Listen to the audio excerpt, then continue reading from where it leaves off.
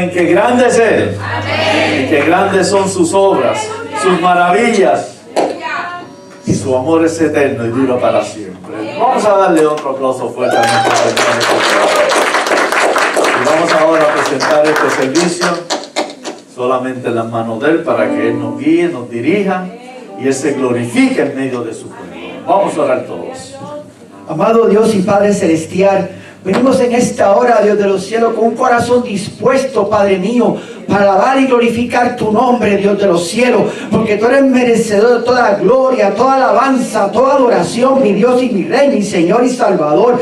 Damos gracias por esta casa, damos gracias, amado Dios y mi Rey, por el pastor, damos gracias por la familia pastoral, damos gracias, Padre mío, por el grupo de adoración, damos gracias sobre todo por cada uno de los hermanos que estamos aquí, que hemos venido en esta hora, hemos sacado el tiempo para darte la primicia a ti, Dios de los cielos. Te pedimos en esta hora, mi Dios y mi Rey, Padre mío, que tú te manifiestes, Padre mío, en este lugar, con prodigios, milagros, maravillas, señales, salvación y, Padre mío, y sanación. Padre mío, te pedimos que cuando saquemos de este lugar, saquemos diferentes, Padre mío amado, llenos, Padre mío, y rebosantes, Padre mío. Toma control de cada, Padre mío, del servicio, de cada cosita que hagamos aquí, Padre mío, sea tú glorificándote, Padre mío. Toma control, Señor amado, y que salgamos edificados, amados, que salgamos diferentes a como entramos, Señor, en el nombre de Cristo Jesús te lo pedimos y damos gracias, Padre mío, por la palabra que va a ser impartida, Padre mío, que penetre, Padre mío, hasta el puesto de nuestro hueso y diciendo nuestros pensamientos, Padre mío, para que sepamos que hay que hacer cambios, Padre mío, para gloria y honra de tu nombre, Señor. Damos gracias en el nombre de Cristo Jesús. Amén. Y el pueblo de Dios dice: otro fuerte aplauso a nuestro Señor. Vamos a seguir cantando las alabanzas solo para nuestro Rey.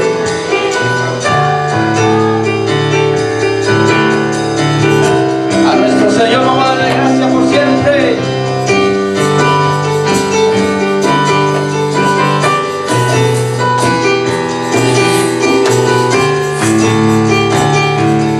Con las palmas vamos todos.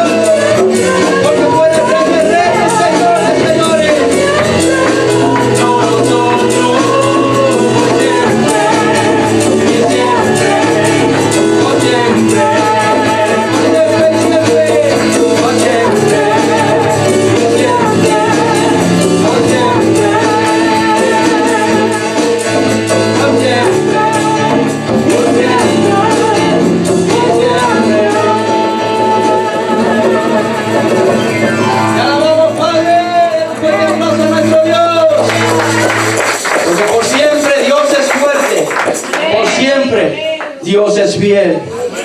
Por eso le adoramos y le exaltamos a Él, porque Él es siempre fiel.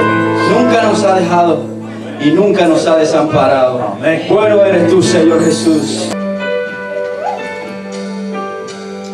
Canto una alabanza sin igual, pues el desierto me ha enseñado tu fidelidad.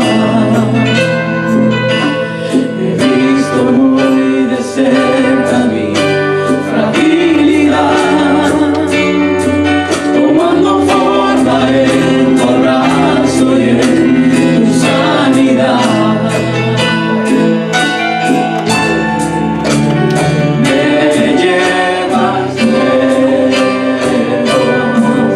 Más allá de lo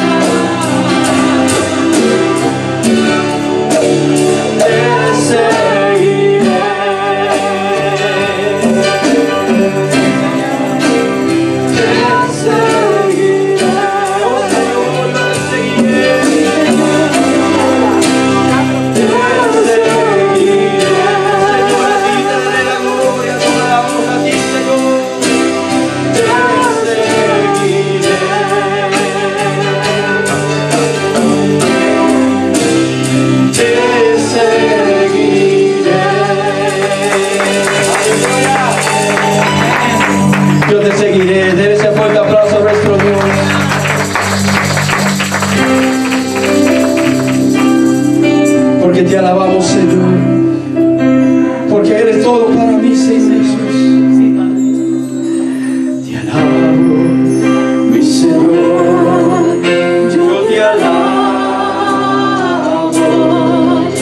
porque eres el todo para mí, porque junto a ti voy caminando, porque siento tu presencia en mi ser. Te alabo, mi Señor, yo te alabo, porque eres el todo para mí, porque junto a ti voy caminando,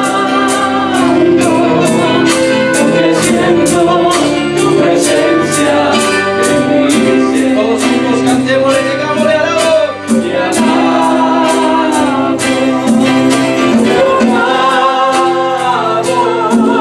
que mi alma no se cansa de alabarte. Te alabo,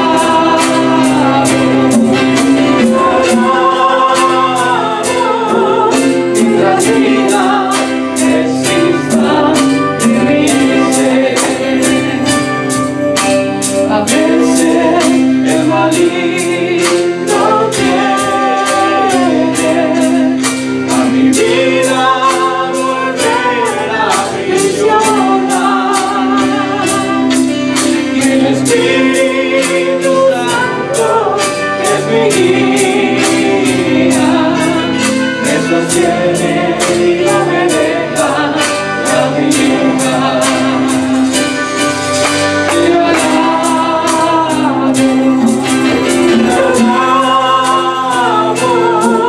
y mi alma no se cansa de alabarte.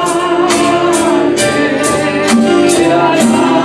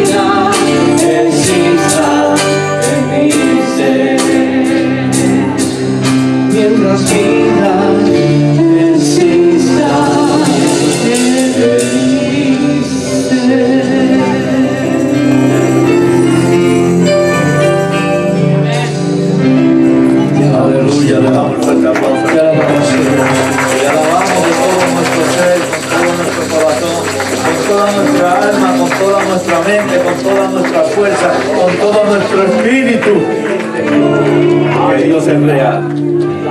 Y su presencia siempre está en medio de su pueblo. El Salmo 22 dice que Él habita en medio de la alabanza de su pueblo. ¿Cuántos alabamos fuertemente al Señor? Él habita en medio de esta alabanza de su pueblo. Oh, la gloria sea para Jesús. Decíamos la semana pasada que el apóstol Juan, y es evidente que ese Juan que habla ahí es el apóstol Juan, se refiere al apóstol Juan.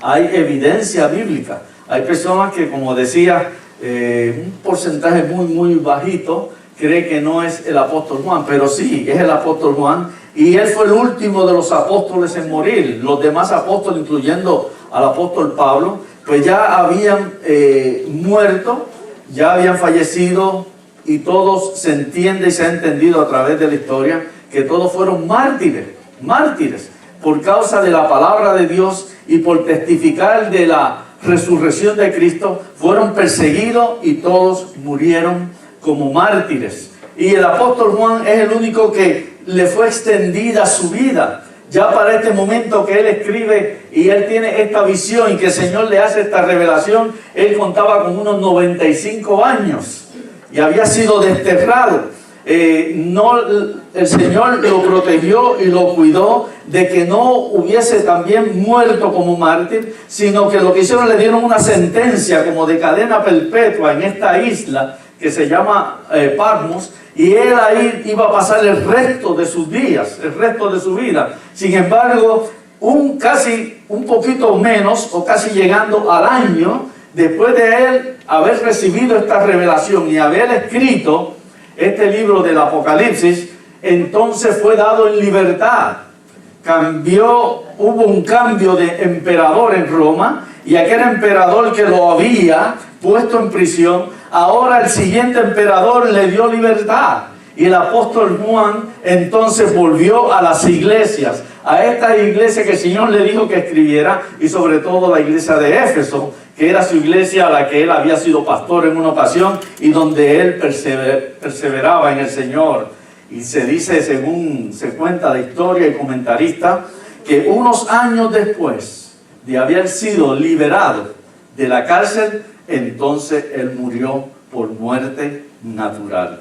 El Señor no permitió que él tuviera ese momento difícil de una muerte por ser mártir del Evangelio, sino una muerte natural. Y se cuenta que quizás duró unos 100 años de vida, tuvo el apóstol Juan.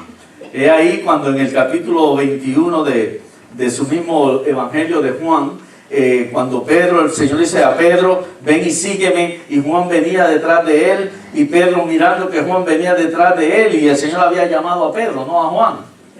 Entonces Pedro le dice, pero ¿y este? Y él le dice, ¿y qué? ¿A ti?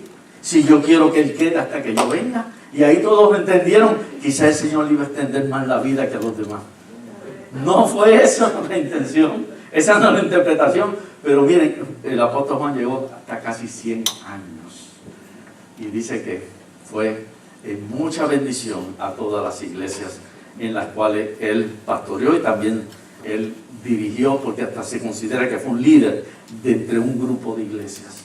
Así es que el Señor sabe hasta cuándo vamos a llegar. Amén. El Señor sabe nuestra fecha de expiración.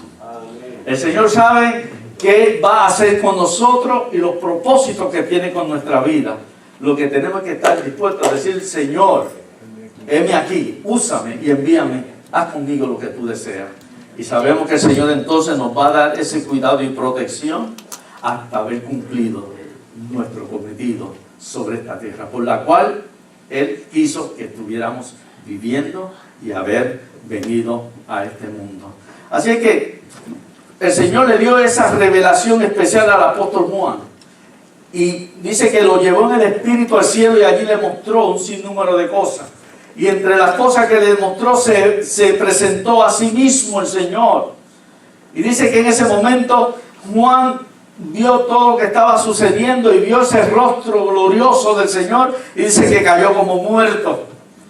¿Cómo sería esa parte de la reacción de Juan?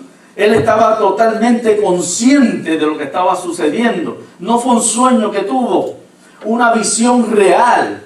Es una transportación que hizo el Señor de tomar a Juan, aunque dejó su cuerpo, tomar su espíritu y llevarlo al cielo.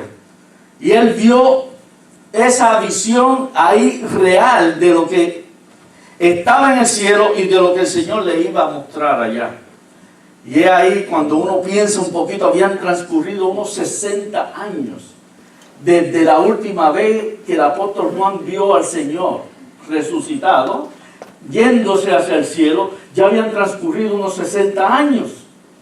A este tiempo, quizás 62, 63 años, más o menos, pero decimos redondeando 60 años. ¿Y cuál era la imagen que tenía Juan de Jesucristo? A veces nosotros estamos mirando fotos y cuando vemos fotos de personas que dejamos de ver hace un tiempo atrás, esa es la imagen que tenemos de esa persona. Y una persona, o simplemente aunque no veamos la foto, nos recordamos de tal amigo o tal familiar que no lo vemos hace 15 o 20 años.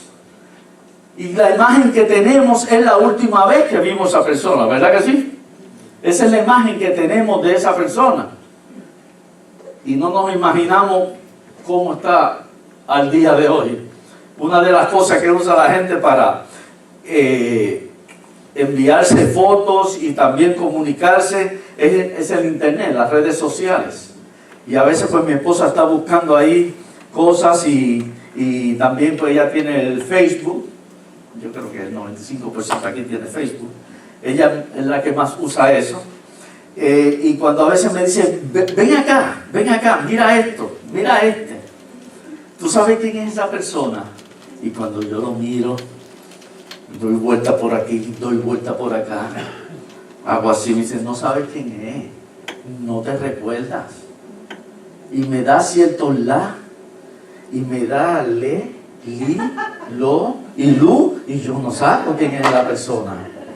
Y me dice, te lo voy a tener que decir, sí, dímelo, porque ya no puedo. Han pasado 3 horas y yo todavía no. Y cuando me dice, ese es fulano, no puede ser. Hace 15, 20 años y si lo veo en la calle no sé quién es. No sabía ni quién era. Ahora a mí me conocen porque yo no he cambiado nada. Sigo siendo siempre igualito. Pero vemos cómo el tiempo pasa, ¿verdad? Cómo el tiempo pasa y dejamos de ver. Cuando vemos una persona continuamente, aunque pase el tiempo, nos seguimos adaptando al cambio que nosotros tenemos y tienen los demás. Nosotros no nos vemos cambios porque nos miramos todos los días, ¿dónde? En el espejo. Y no nos vemos. Pero bueno, otros lo ven. Y es ahí la imagen que tendría el apóstol Juan de hace un poco más de 60 años de Cristo. De cuando él lo vio ministrando por las calles de Jerusalén, de la Palestina, y cuando entonces lo vio allí colgado en la cruz, todo su rostro desfigurado. Y luego Juan vio cuando él ya había resucitado y compartió con ellos unos momentos en diferentes ocasiones, y cuando él se estaba elevando al cielo, esa imagen estaba en Juan. Y ahora que lo ve allá arriba en el cielo, oh, Jesucristo en toda su gloria y todo su esplendor. Y ahí Juan dice que cayó como muerto. Pero el Señor le dice, no, Juan, levántate. Ahora, recuerda, yo estuve muerto, pero viví y sigo viviendo. Y voy a vivir por siempre y para siempre, por toda la eternidad. Y ese es el Cristo que nosotros vamos a ver, amén. A ese Cristo resucitado en toda su gloria y majestad. Pero así como estamos no lo vamos a poder ver porque vamos a caer muertos. Él nos dará un cuerpo igualito, semejante, no igual exactamente en lo que es su poder y su gloria, pero semejante al de él. Dice, lo veremos cara a cara tal y como es él, y seremos semejantes a él y estaremos con él por toda la eternidad. Es ahí, pero el Señor entonces le dice a Juan, ahora Juan, escribe a las iglesias que yo te voy a indicar. Y no solamente tú vas a escribir a esas iglesias, a esas 7 iglesias, sino lo que yo te voy a mostrar adicional a esas iglesias, tú también lo vas a escribir y lo vas a anotar y lo vas a enviar a esas iglesias. Y el Señor le dio el nombre de las iglesias. Le dijo, vas a escribirle a la iglesia de Éfeso, a la iglesia de Esmirna, a la iglesia de Pérgamo, de Tiatira, a la iglesia de Sardis, a la iglesia de Filadelfia y a la iglesia de Laodicea. A esas 7 iglesias. Pero entonces cuando analizamos, habían entre 100 a 200 iglesias ya para ese tiempo. Ya habían transcurrido unos 60 años desde el día de Pentecostés, y como los apóstoles junto con todos los creyentes empezaron a esparcirse por todo lugar y establecer iglesias en diferentes regiones, en diferentes países. Así que no eran solamente 7 iglesias, habían 100 a 200 iglesias. Pero ¿por qué esas 7 nada más? Porque el Señor sabe y conoce cada iglesia.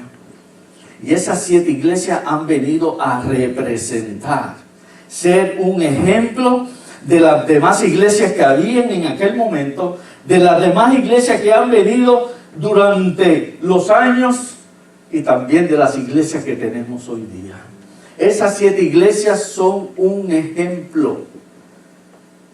Ahí de lo que el Señor usó de cada una de ellas, que son, entonces nos podemos comparar con las demás iglesias y ver en cuál estamos de ellas. ¿Y cuál es la iglesia que el Señor hizo un elogio o hizo una desaprobación? ¿O cuál fue la que más el Señor le dio advertencia? Y es ahí donde Él le dice a Juan, ahora tú le vas a escribir a esa iglesia y va a esa carta de parte mía. Es de parte del Señor que Juan recibió directamente, para que nosotros ahora como iglesia del Señor podamos ver lo que el Señor nos tiene que decir a través de cada una de esas iglesias. Amén. Vamos a abrir nuestras Biblias y vamos a ir al libro de Apocalipsis, el capítulo 2. Apocalipsis, el capítulo 2, donde empiezan nuestras iglesias, y a ver qué nos tiene ahí que decir el Señor a esta primera iglesia, la iglesia de Éfeso. Si no ven bien, vamos a prender la luz por unos instantes para que entonces así se pueda leer más fácilmente. ¿Lo tenemos todos? Amén. Amén. Apocalipsis capítulo 2. Dice así, versículo 1.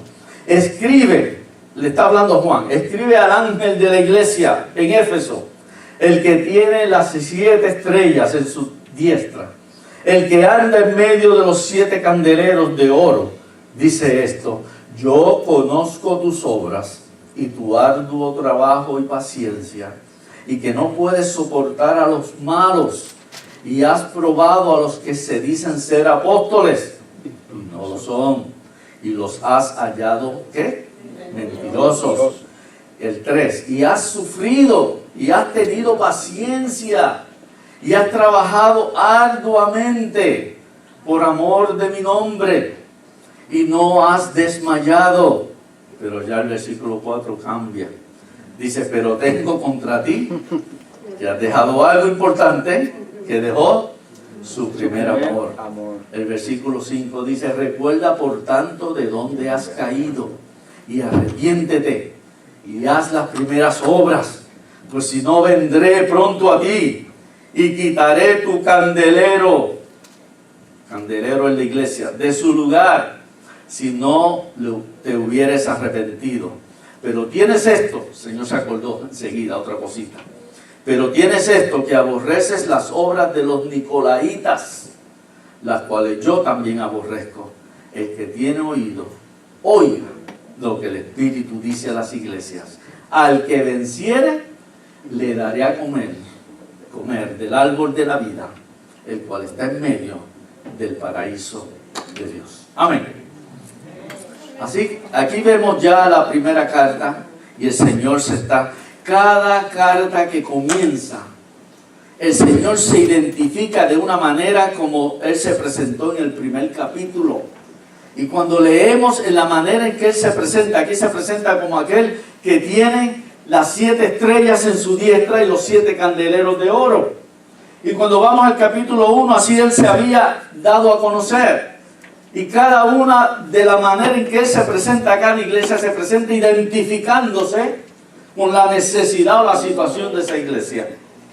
Y es ahí donde él, de acuerdo a como en el primer capítulo, Juan lo vio, y las cosas que Juan vio y las cosas que el Señor le dijo en su primera parte, asimismo él entonces empieza a usar esa cualidad para presentarse a esa iglesia en particular. Y esto es una evaluación que el Señor está haciendo. Es una evaluación del trabajo o la labor, la obra que ha ido llevando cada una de esas iglesias. Y es como cuando nosotros estamos trabajando en una empresa, en una compañía, donde periódicamente hace evaluaciones. Yo creo que la gran mayoría de las empresas en los lugares de trabajo hacen evaluaciones, ¿verdad que sí?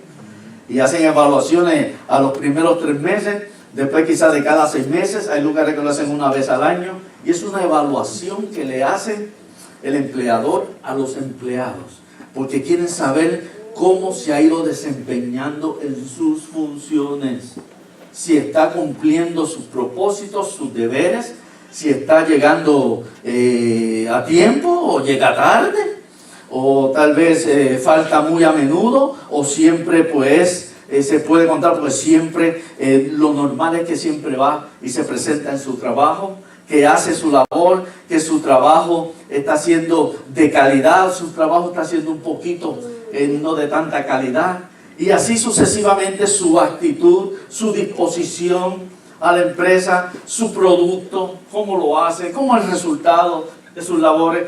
Todo ese tipo de evaluación se hace. Y es como si el Señor en este momento estuviera haciendo una evaluación, Él mismo a cada iglesia. Y le dice, yo soy el que tiene las 7 estrellas en mi diestra y también los 7 candeleros de oro. Ahora, ¿qué significa la diestra? Significa el lugar de confianza, el lugar de honor, el lugar de seguridad. ¿Y quiénes son las estrellas? Las estrellas, el mismo primer capítulo dice que esas estrellas son los ángeles de la iglesia. Y los ángeles de la iglesia no es otra cosa, y eso se ha hecho un estudio y se ha llegado al entendimiento conforme a lo que la Biblia enseña, de que el ángel de la iglesia es el pastor de la iglesia, aquel que dirige la iglesia, aquel que el Señor pone sobre la iglesia para que esa obra, Él dirige por medio de su Espíritu Santo, pero entonces el pastor dirige a la iglesia. Pero también en ciertas cosas de análisis que se han hecho, exégesis en base a eso, no tan solamente al pastor directamente es el primer responsable, pero está hablando a los líderes, aquellos que se unen al pastor, que toman de las manos al pastor para hacer la labor que hay que hacer. Y es ahí donde se llaman las iglesias de este tiempo también tenían pastor, pero también tenían sus líderes. Y se ha entendido que no solamente al pastor, sino también a los líderes, que son los que ministran y hacen que la obra de Dios pueda seguir hacia adelante a través de Cristo y el Espíritu Santo. Pero entonces dice, y los 7 candeleros de oro, esas son cada una de las iglesias. El Señor la mira como candeleros de oro.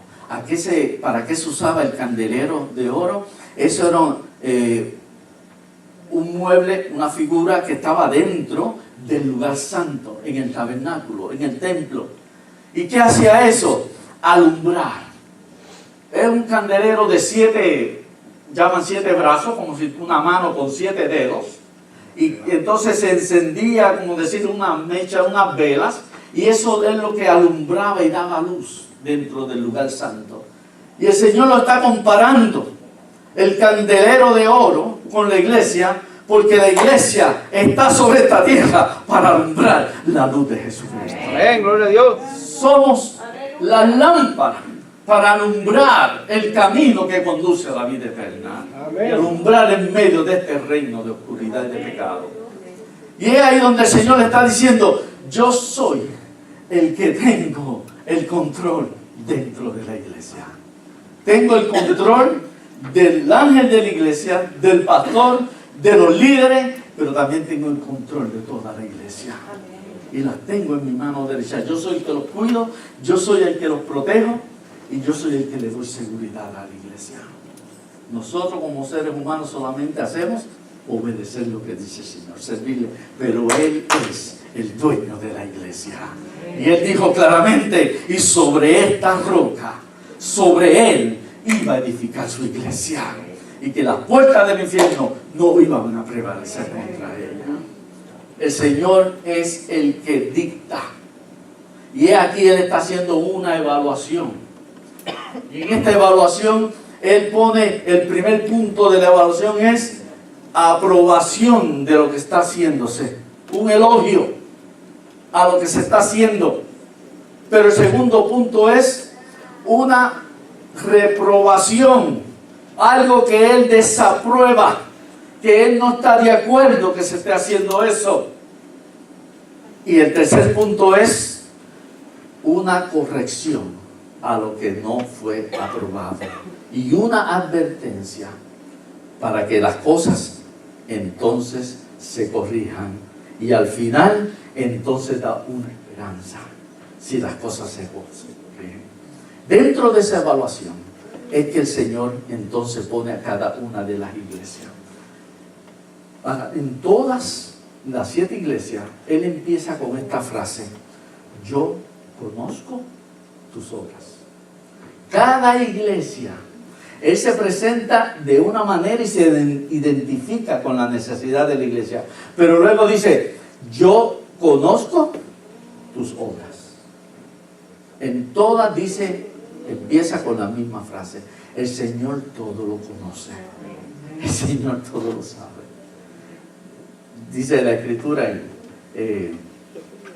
en Gálatas capítulo 6, dice, porque nosotros mismos nos engañamos. No nos engañemos, dice la Escritura, Gálatas 6, me parece el versículo 7. No nos engañemos nosotros mismos, porque Dios no puede ser ¿qué? Burlado. Si tratamos de tratar de hacer las cosas para aparentarle, a ver si con esto el Señor me va a ayudar más, o el Señor me va a decir más, mire, no trate de engañar a Dios. Dios no puede ser burlado. Dice que Él no solamente discierne nuestros pensamientos, sino que conoce las intenciones del corazón. Hebreos capítulo 4, que la palabra de Dios es viva, eficaz, más cortante que espada de dos filos. Dios conoce lo que hay en nosotros. Dice, no tratemos de engañar. Podemos a otra persona engañar, y lo podemos. Le podemos aparentar, le podemos disimular, le podemos hacer ver que cuando, hermano, ¿cómo está todo? No, todo está bien, pero no todo está bien. Es que tratamos de aparentar, de disimular, de pretender, pero Dios es el que conoce todas las cosas y a Él no lo podemos engañar. Dice en Marcos capítulo 4 que todo aquello que está oculto en su momento será ¿qué? Manifestado. Todo lo oculto será manifestado y todo lo que está cubierto va a salir a la luz. En su momento todo se descubre.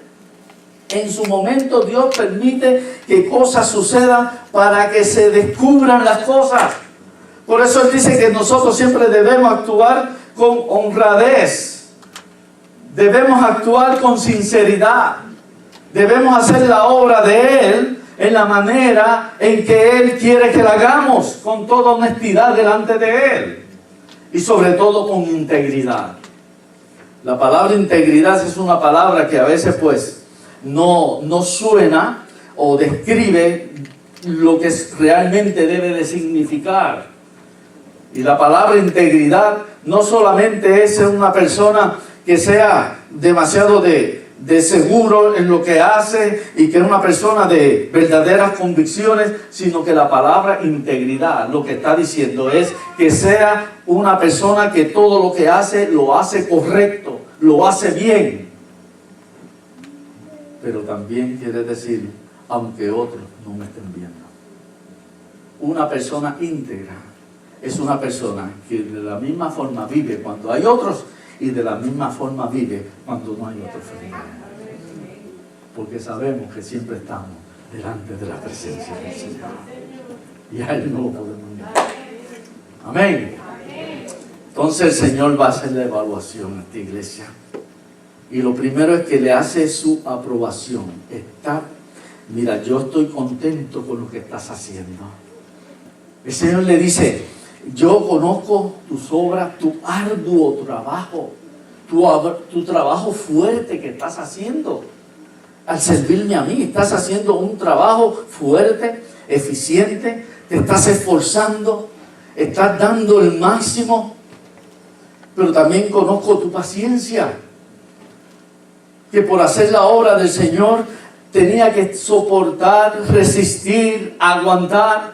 Había una fuerte oposición hacia esa iglesia. Por eso fue que el apóstol Juan y todos los demás apóstoles sufrieron persecución. Y Juan fue desterrado por la persecución que había, por la oposición que había contra la iglesia. No solamente de las autoridades del gobierno, porque ellos predicaban que solamente a Cristo había que honrar y solamente había a Cristo que adorar. Cuando el emperador buscaba que él fuera también adorado como un Dios, pero la iglesia se oponía porque adoraban solamente a Jesucristo. Y había una fuerte oposición contra ellos, pero también habían aquellos que estaban en contra del cristianismo, que practicaban idolatría. Estaban en contra. Y la iglesia dice, no solamente tu trabajo evangelístico, tu trabajo en la obra, tu dedicación, tu esfuerzo, sino que también has tenido paciencia, has aguantado, has resistido, has permanecido, has prevalecido, has perseverado.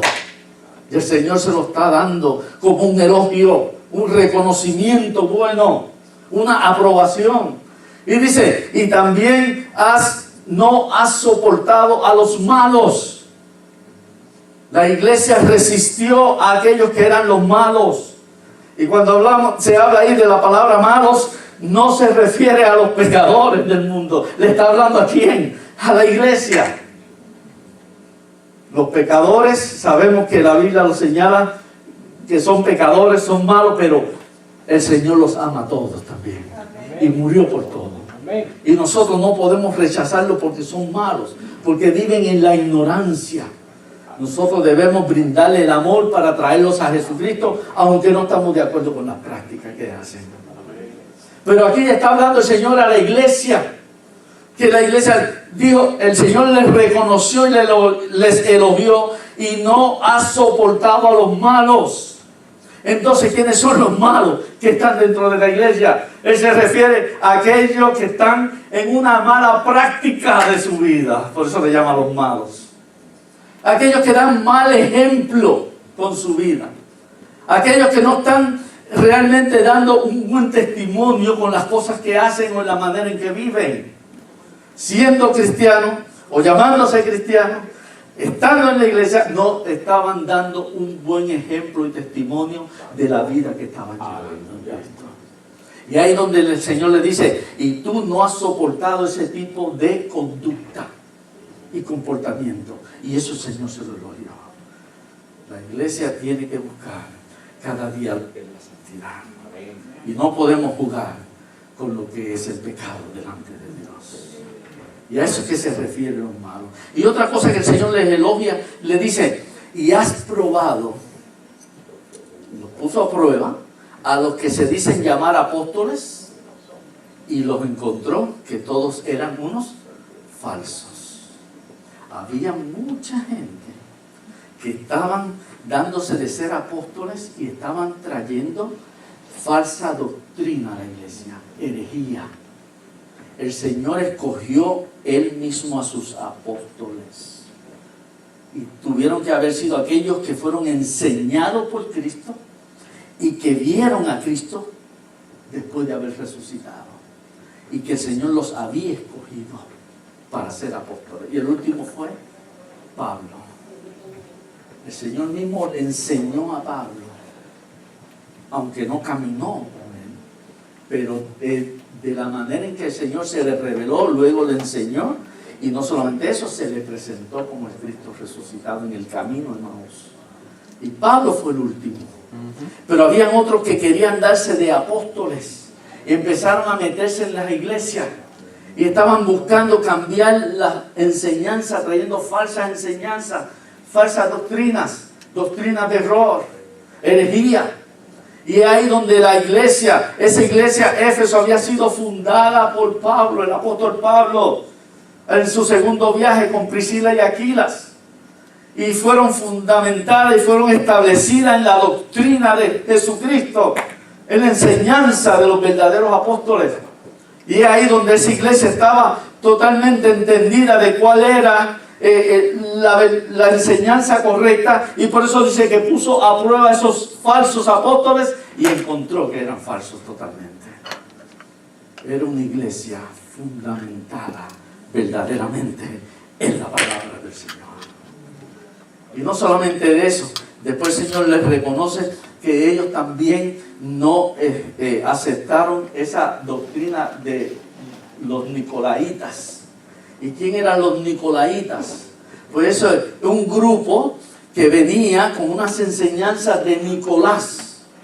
Y Nicolás se dice que era un falso creyente. Se hacía pasar por el buen creyente, pero todo era una apariencia.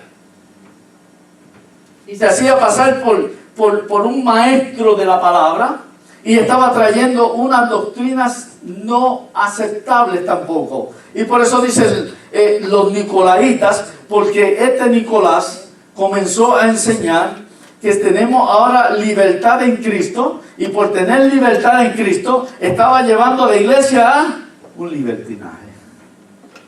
Y es ahí donde entonces la iglesia no puede entrar en nada de lo que sea inmoralidad, ni aceptarlo. Los nicolaitas estaban alterando y confundiendo lo que es la libertad en Cristo, porque nos libró del pecado, con lo que es el libertinaje.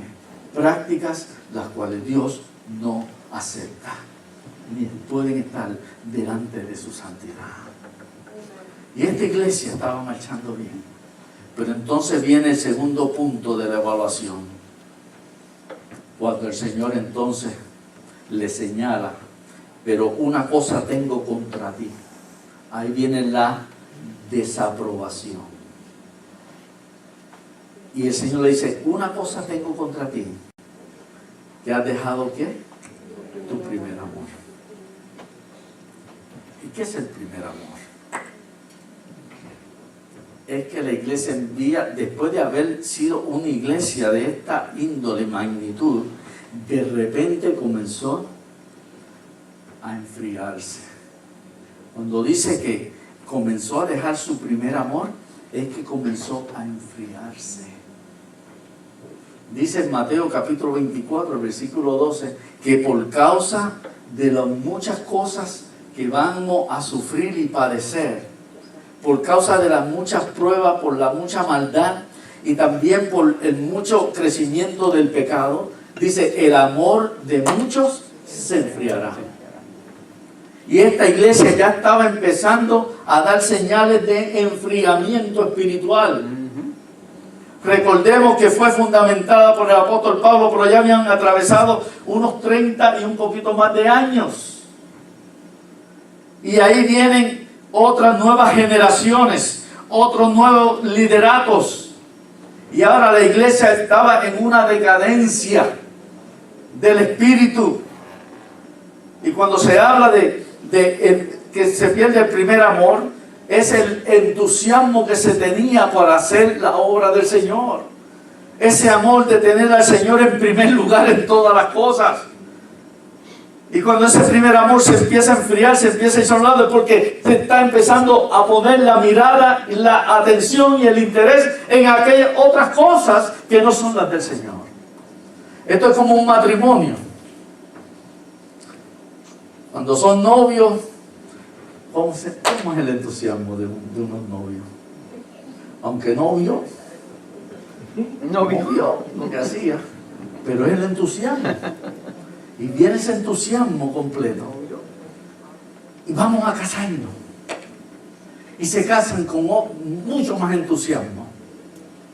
Y vamos a la luna de miel. Y están en la luna de miel. Pero al tiempito, la luna cambia de color y ahora se volvió de hielo en vez de miel. ¿Por qué? Porque algo entonces comienza a decaer. Aquel entusiasmo, aquel amor que había por el otro, comienza como a decaerse. Y ya sabemos las consecuencias. Porque empieza a ponerse intereses en otras cosas. Se empieza a mirar a donde no hay que mirar. Se empieza a desear lo que no es correcto. Y a veces vienen las ambiciones materiales, la inconformidad. Y inconformidad es una falta de agradecimiento. Hay veces que cuando viene ese tipo de ambiciones materiales, siempre miramos el que está más arriba, pero nunca miramos el que está más atrás. Y vemos aquel lo que tiene, cómo vive aquel, las cosas que disfruta, y entonces empezamos a decaernos. Nos empezamos a quitar el ánimo, el entusiasmo, porque ambicionamos lo que tiene aquel y nos comparamos con lo que yo tengo. Pero si miráramos atrás, nos sentiríamos más que afortunados por lo que aquellos tienen. A veces cuando vemos estas noticias, que me gusta ver mucho, cosas que suceden en los otros países, en la manera que están viviendo en la tierra, caminando descalzo por encima de las piedras, apenas una cocina ahí hecha con leña, una casa que no tiene protección de nada, que hasta un viento se la lleva. Y ellos así están viviendo, y cuando uno ve todo eso, y uno se une a la necesidad de ellos, en la manera en que, entonces uno cuando mira alrededor y uno cae en cuenta, Señor, gracias porque yo soy rico. Gracias porque yo tengo de más. Y es ahí la parte cuando entonces uno es agradecido. Pero si uno sigue mirando al que tiene más, entonces uno va a ser inconforme y mal agradecido. Cuántas cosas que entonces ponemos nuestra mirada en el lugar equivocado. Saben que en una ocasión, esto es un ejemplo, una ilustración, pero no se descarta que pudo haber sido así o que es así. Se dice que en una ocasión, pues, el enemigo, Satanás, reunió a su gabinete, a su junta. Y bueno, ¿qué vamos a hacer para seguir atacando a los cristianos? ¿Qué vamos a hacer para que no se sigan levantando iglesias? ¿Qué vamos a hacer para que no se siga predicando la palabra de Dios? Para que nadie crea. Y así nadie se nos vaya de nuestro reino al otro reino. Y el mismo Satanás dice, porque les quitamos trabajo, pero ellos oran al Señor y el Señor les da trabajo. Los enfermamos y ellos ponen la fe en el Señor y el Señor los sana. Les quitamos comida y ellos dicen, Señor proveerá, y el Señor les provee. Pero entonces, ¿qué vamos a hacer? Y que uno de la junta, un demonio, le dice, pues ya yo sé, vamos a inyectarle desánimo. Y si le inyectamos desánimo, no van a tener el ánimo para hacer las cosas. Y Satanás le dice, eso mismo. Miren, no hay cosa peor que un creyente desanimado. Cuando un creyente está desanimado, no quiere hacer nada. No tiene ni deseo de venirle, se le va el deseo, ¿verdad que sí? Una persona desanimada se le va el deseo hasta, si es de secular, ni tiene ni deseo de ir a trabajar, está desanimado. Imagínense un creyente desanimado, no tiene ni deseo de orar al Señor, ni de cantar al Señor, ni de alabar al Señor, ni venir a la iglesia. No tiene ánimo para nada. Y eso es lo que estaba pasando con esta iglesia. Estaban perdiendo ese fervor, ese entusiasmo, ese ánimo. Una persona que ha perdido el ánimo es un peligro. Que esté desanimada es un peligro. ¿Saben por qué? Porque puede llegar el momento que ni la comida le sabe bien. ni el sabor de la comida. Y puede llegar el punto que ni comer quiere, ¿verdad que sí? No quiere hacer nada, no quiere ni comer.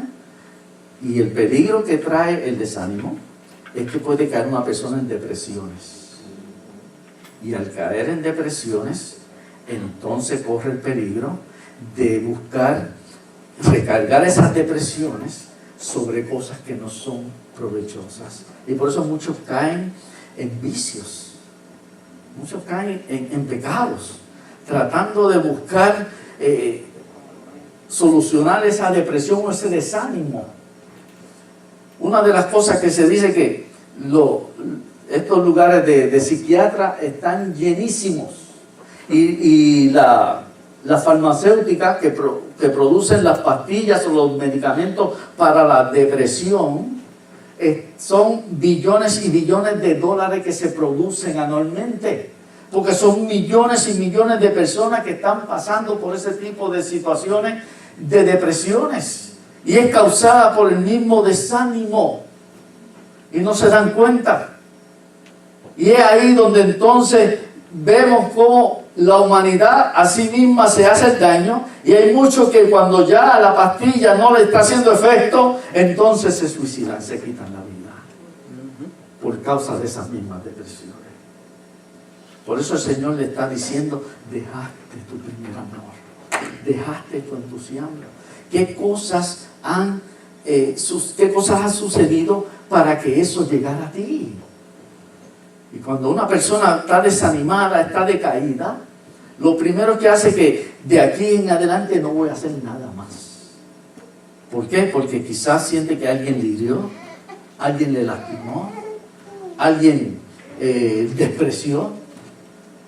Pues como a mí me despreciaron, a mí no me quieren, a mí no me gustan, a mí no me... Ahora no hago nada. Entonces lo empeora.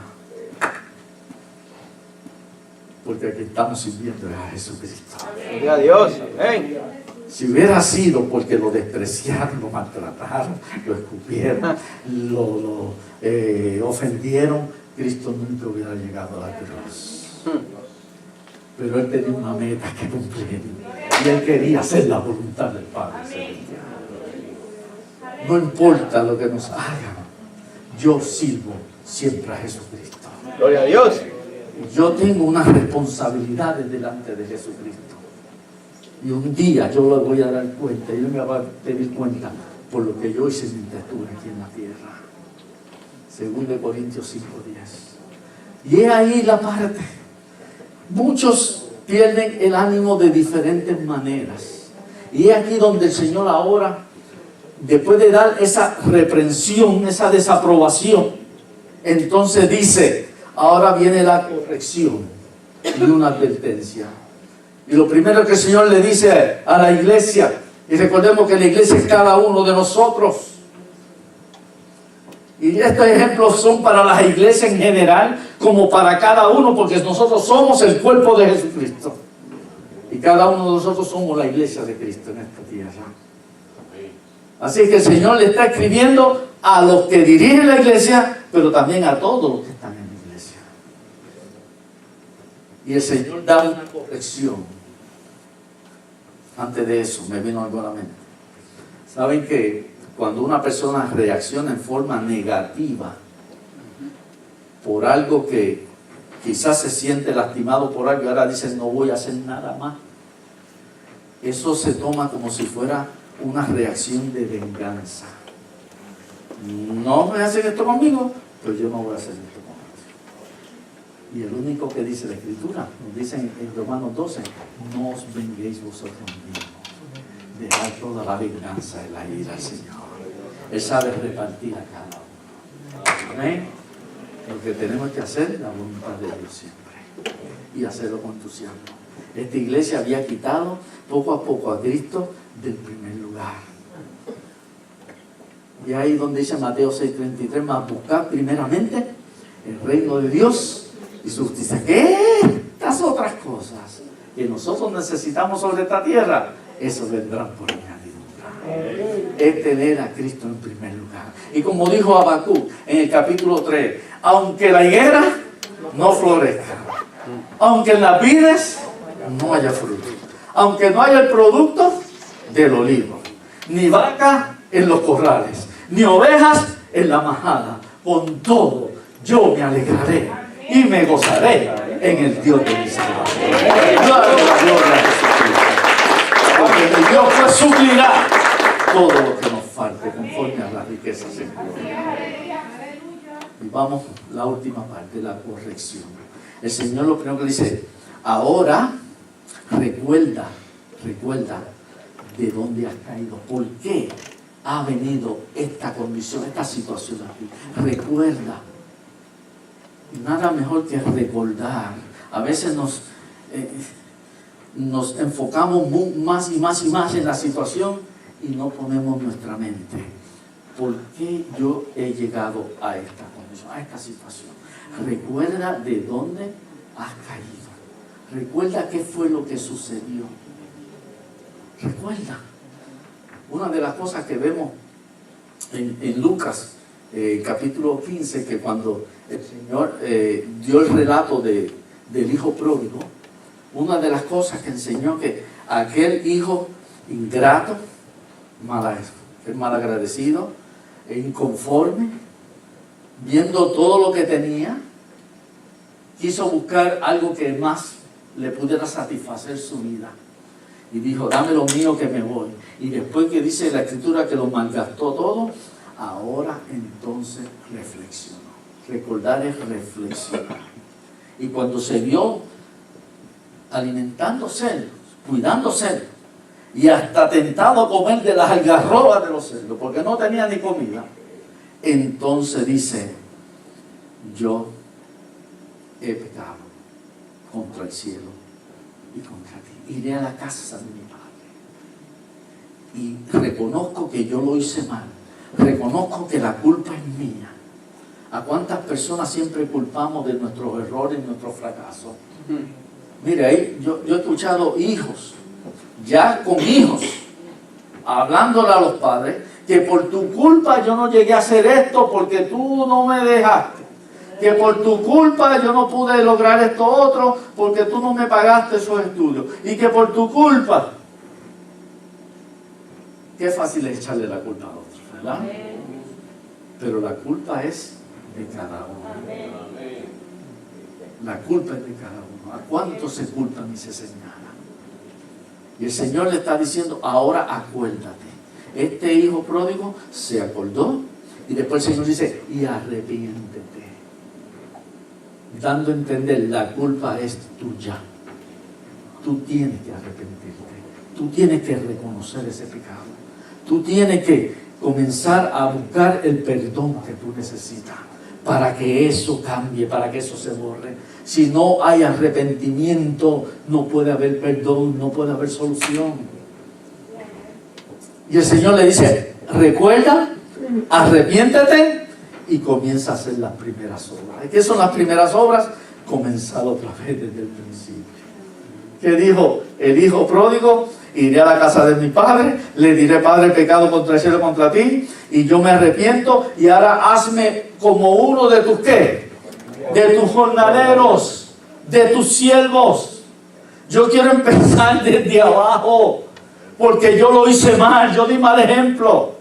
Y ahora yo quiero empezar desde abajo, para poderme volver a levantar. Y el Señor le está diciendo a esta iglesia, ahora acuérdate, arrepiéntete y comienza a hacer las primeras obras otra vez. Comienza desde un principio, desde abajo, para que entonces podamos crecer y ser fortalecidos en el poder del Señor. Y el Señor le dice, además de darle esta corrección y advertencia, pero el Señor da una esperanza.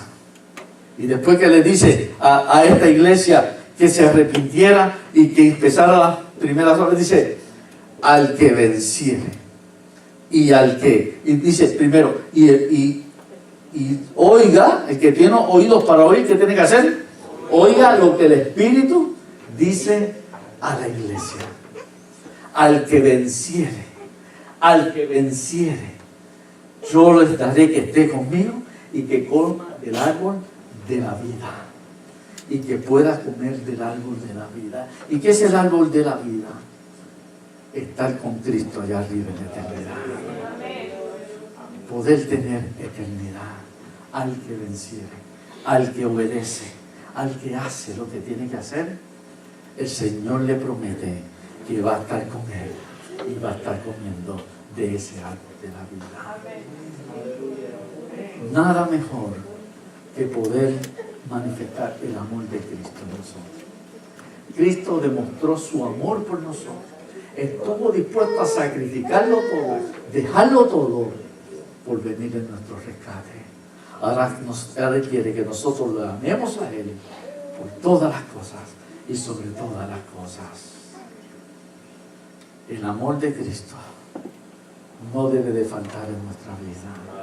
¿Y qué es el amor de Cristo? Tener a Cristo en primer lugar. Tener a Cristo en nuestra primera consideración.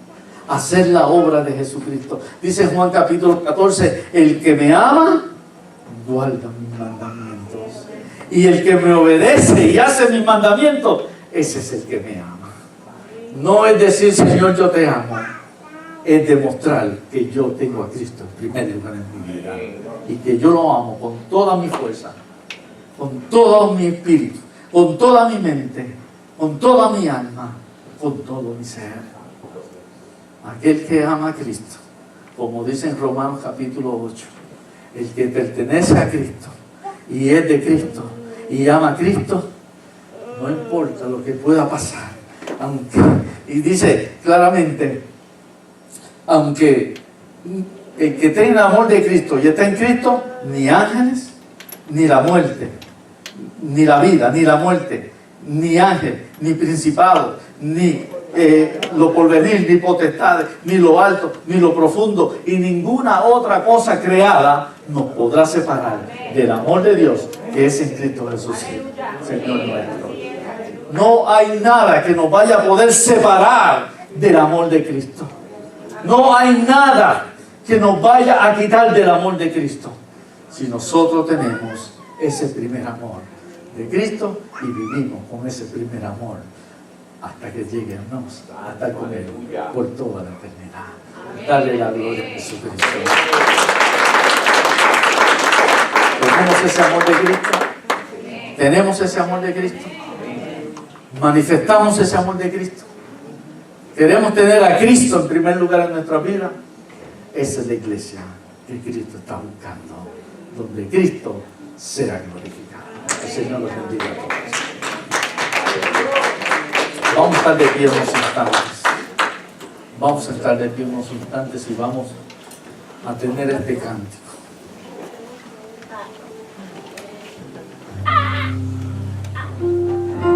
Y si de alguna manera el Señor ha hablado, si de alguna manera el Señor nos ha hablado,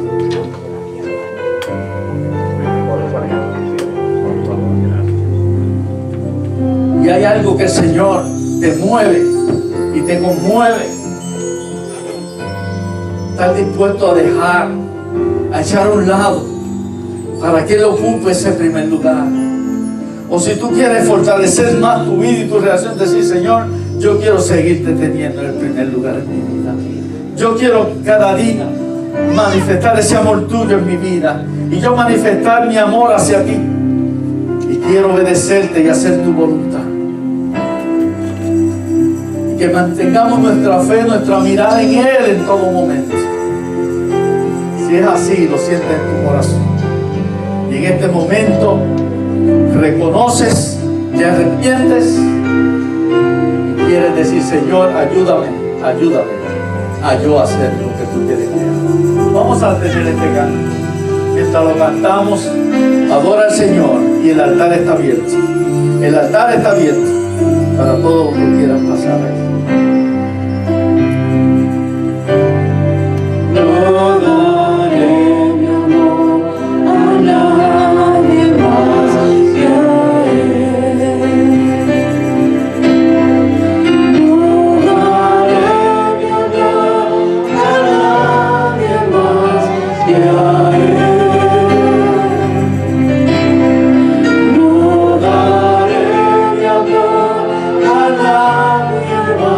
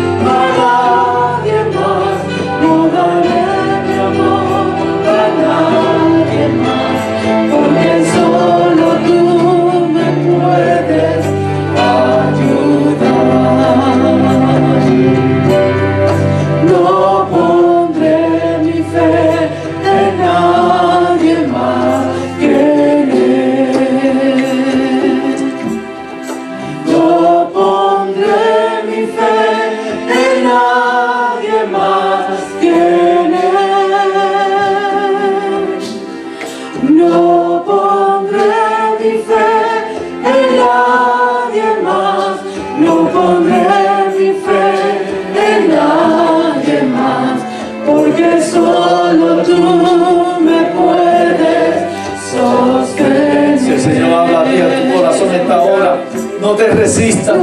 El Señor te dice, yo conozco todo. Yo conozco todo. Solamente confía en mí, como tu fe en mí, para que nada ni nadie te aparte de mí. Con tu fe y confianza en mí, porque yo tengo la fuerza, el poder para poderte ayudar. Nadie más, porque solo tú me puedes ayudar.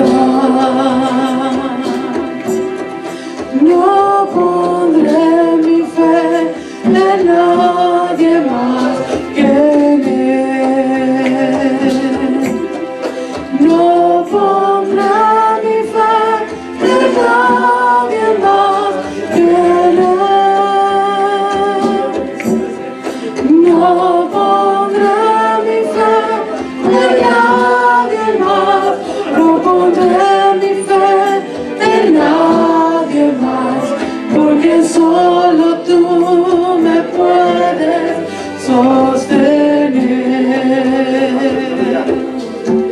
No pondré mi fe en nadie más que en Él. No pondré mi fe en nadie más que en Él. No pondré mi fe en nadie más. No pondré mi fe en nadie más, porque solo tú me puedes sostener. No daré mi amor a nadie más que a Él. No daré mi amor a nadie más que a Él.